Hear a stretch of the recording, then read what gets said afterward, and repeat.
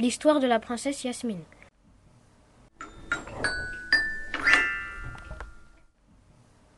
Il était une fois une princesse nommée Yasmine qui vivait avec son père qui était un sultan bienveillant.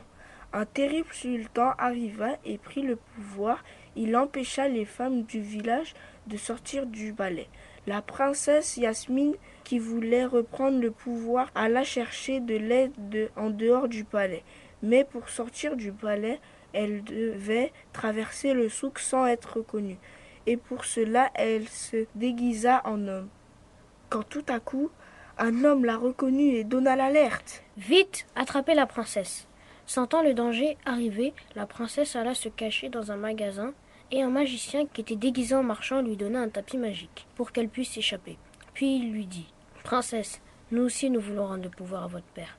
Allez dans le nord du Louk, un petit village, et dans une grotte, tu trouveras quelqu'un qui t'aidera. » Et la princesse s'envola sur le tapis magique, au nord du village de Louk, où elle trouva la grotte. Elle vit un gigantesque monstre et elle lui demanda de l'aide pour combattre le terrible sultan.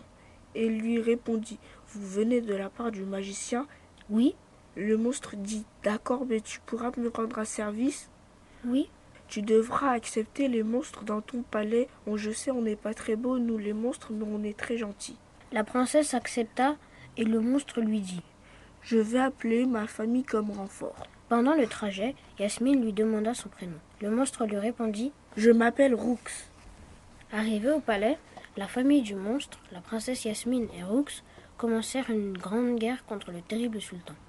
Ils luttèrent dans une lutte acharnée. Il y eut des morts, mais malheureusement, le père de la princesse en fit partie. Énervé en partie contre le sultan, Yasmine demanda à tous ses coéquipiers de déployer toutes leurs forces.